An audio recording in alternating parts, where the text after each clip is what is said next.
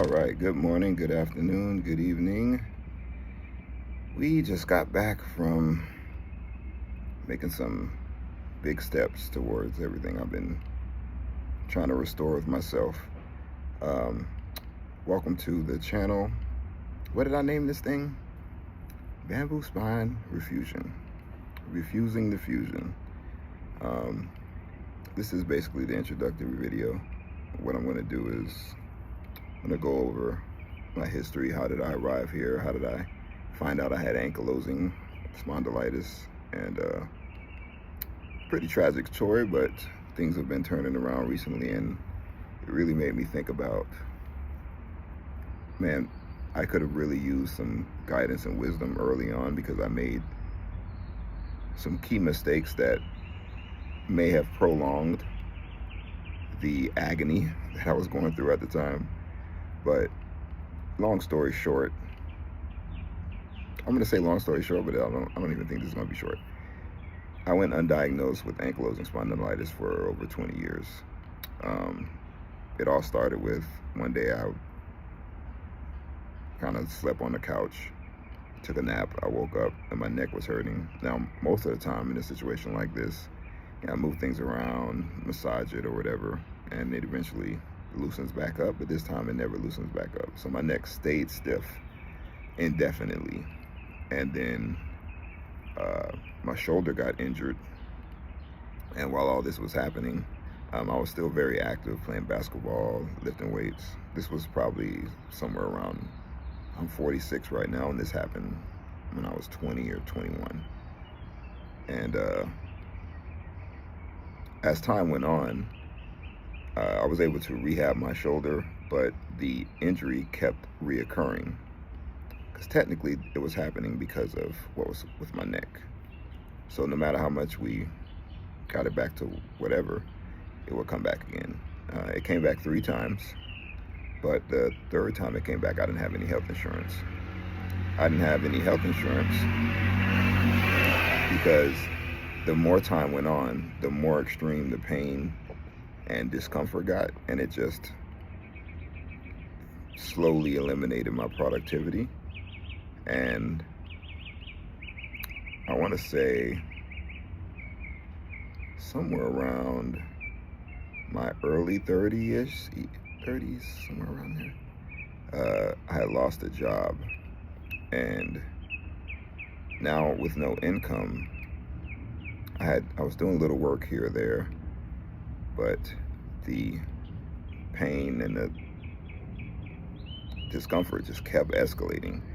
But the issue is that every time I went to the doctor, like, no one knew what was happening. So I would go for the shoulder, and they had my shoulder was in such bad condition in my early 30s that I remember it was like four or five doctors, probably more, just sat around looking at the x-ray, and they were just like, it's not supposed to be this bad. Like, it didn't go along with their training.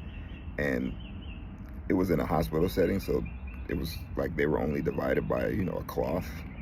And so I remember when the doctor walked out, and he realized that I could hear, and he goes, "Oh my gosh, I'm so sorry." But at that point in time, I'm like, I knew it was bad. I just, it's whatever. So, but we never got to the issue.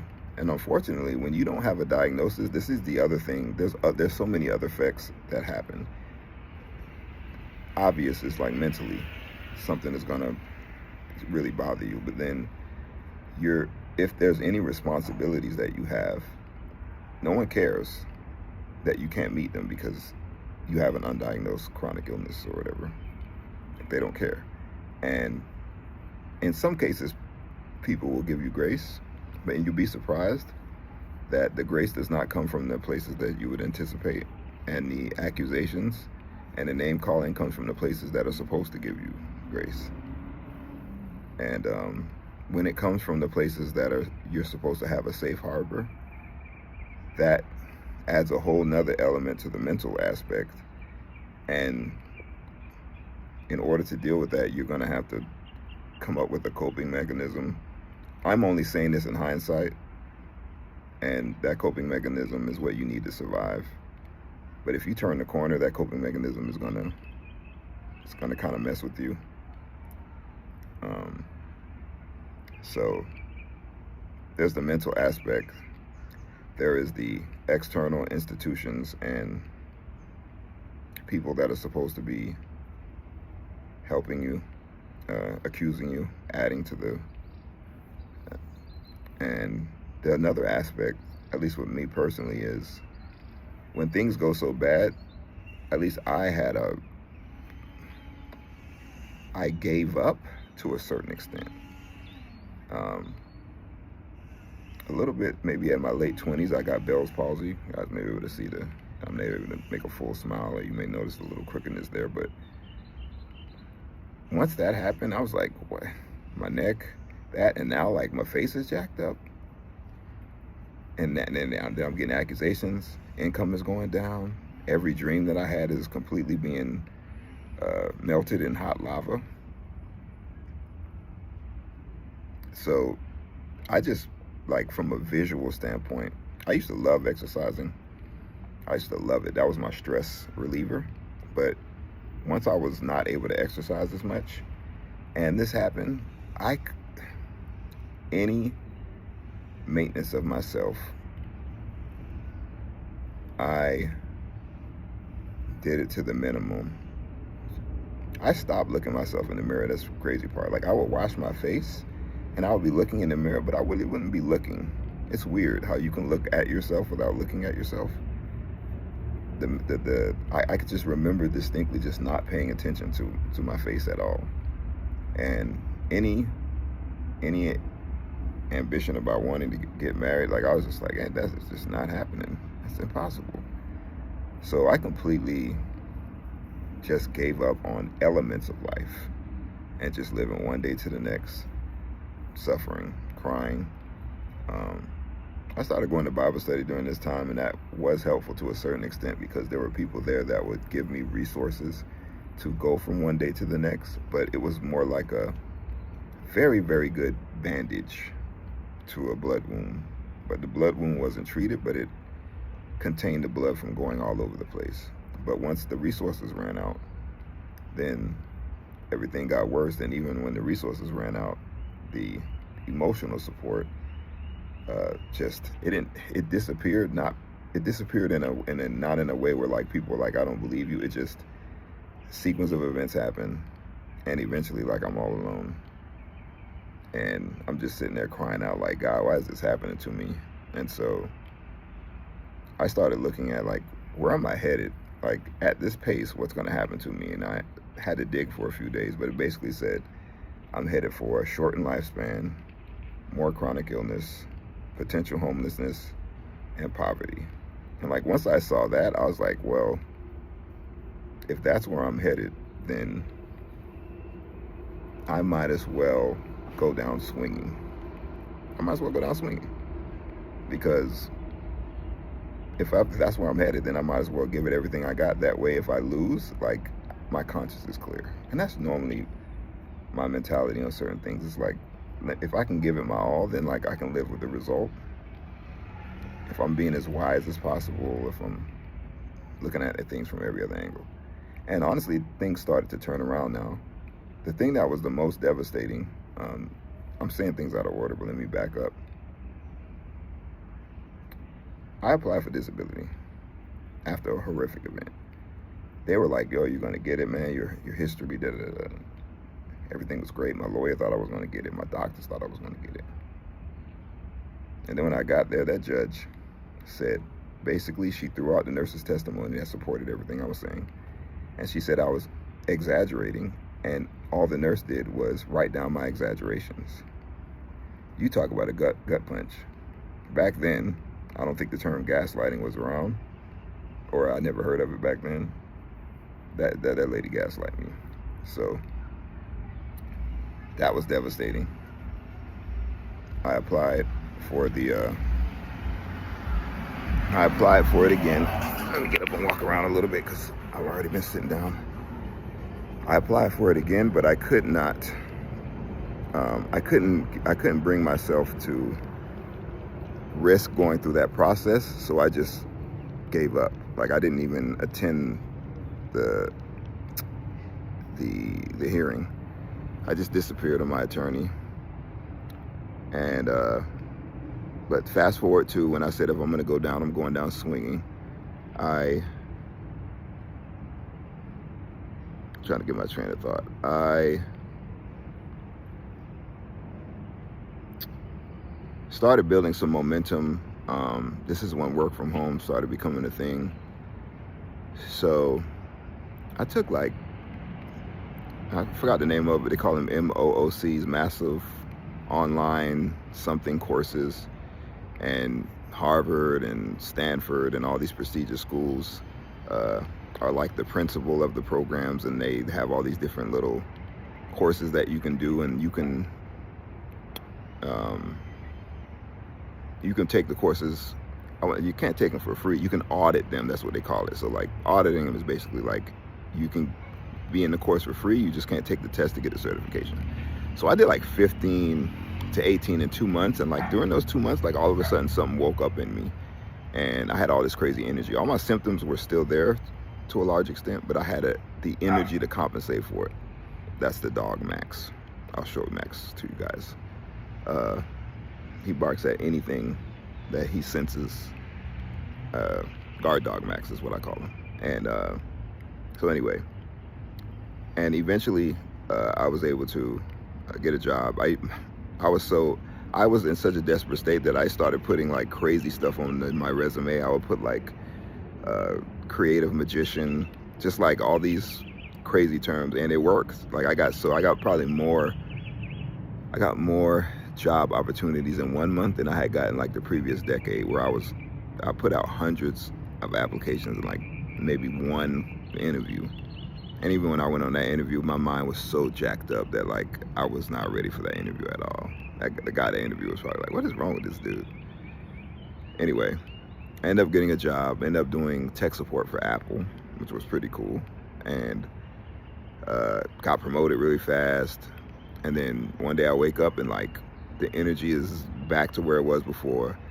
The symptoms jumped back up, and my supervisor tried to fire me. That crazy lady. So I was able to, the human resources stepped in and stopped it, but I went on FMLA. But luckily I was working long enough. It wasn't that long, but long enough to get insurance.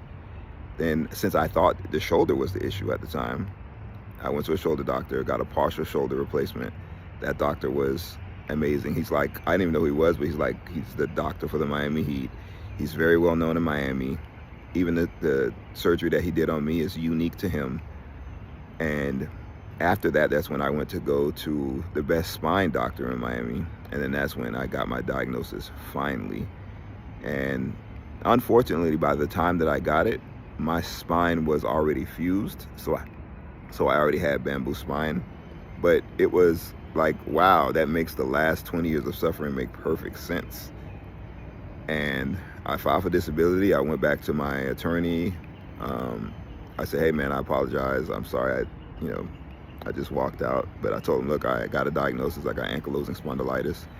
And he was like, man, that's going to really help your case. That's in the Blue Book. The Blue Book is basically like these conditions, you get extra attention for if you file for disability. So like if you have a failing kidney below a certain percentage, it's all types of things. There's about 20 or 25 of them. I don't remember the exact number, but it just means that your case has a good chance. So weird thing is that denied the first 2 times, as far as within that attempt.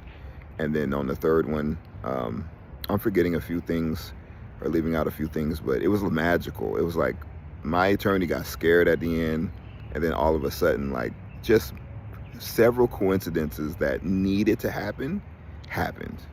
And it was at that point I was just like, am I about to get this thing? Because this is like, these coincidences are crazy. Like, there was this one doctor where I was not able to get him to sign any paperwork because the law is like, they're not going to sign anything if they haven't seen you in a certain amount of time. And it just so happens that because I had a very unique surgery, they were like, hey, why don't you come in for a free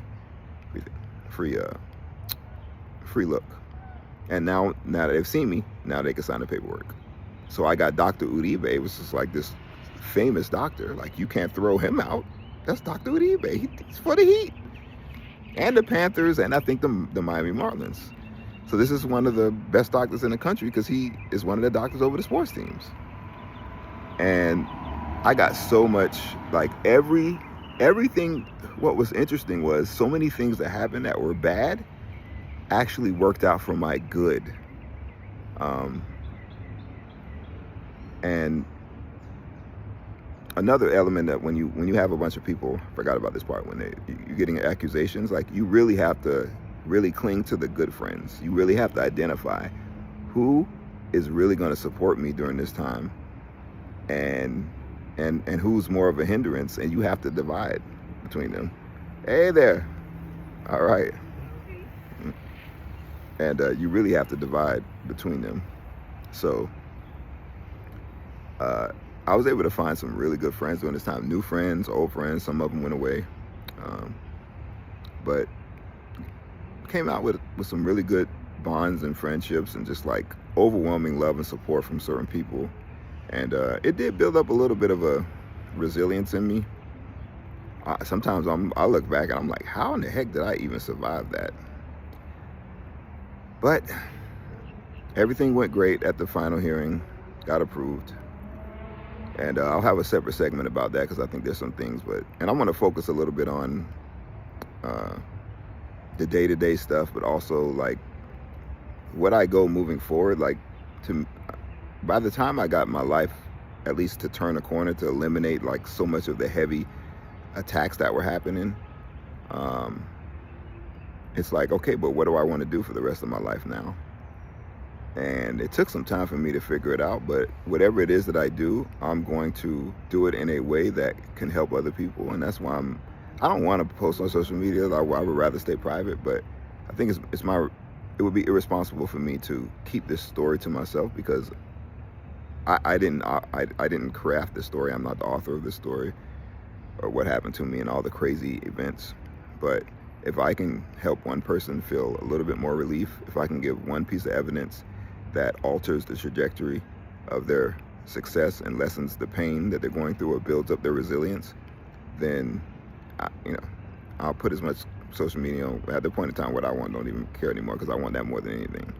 So some of the things I'm going to focus on, the general format as far as right now, unless I come up with something, it'll be stuff like this where I'm just talking to the camera, diary-like stuff. Then there will be a segment I'm going to do where I'm going to talk to some of my friends who were really, really there for me, and ask them what was it like from their end, not understanding what was happening to me, but still being willing to be there for me. Then I'm going to do certain things where it's like, I'm going to go out and just show myself living, even though it's a bit of a struggle. Getting up and going out, like, it's almost like preparing for game day. It's like, I got to take this supplement, I got to massage here, I got to massage there, I got to put magnesium oil here, I got to stress this, I got to stress that. These are things that I got to do anyway, but it's like, I got to make sure that I do them right before I go. All of them, a few times. So I'm trying to think, is that it? So there's maybe we'll call them event-like episodes where, let's say I go out to some type of museum and I'm going to film where I'm at the museum and just talk. And I'm just going to try to connect with people. There's going to be a part about more the mental aspect. I have a friend who just finished graduating to be a therapist, and I really, really want to talk to her. So that's going to be killing two birds with one stone, because there's a mental aspect that, honestly, I am just now realizing, and it has been like almost like a rebirth. I feel like I've been born again, not to just use biblical language, but I feel like I've been born again like 3 times. Like, I've gone through this crazy metamorphosis, and I've come out better. That's the crazy part. So in the middle of it, absolutely sucked, but looking back on it, a lot of things worked out for my good, but there were mistakes that I think I made that made this situation worse, and I'm definitely going to be sharing some of those things. So if I'm remembering off the top of my head, that's the general format of everything. So thank you for listening. You have a good morning, afternoon, evening, whatever side of the world you're on. Thank you. Oh, and God bless.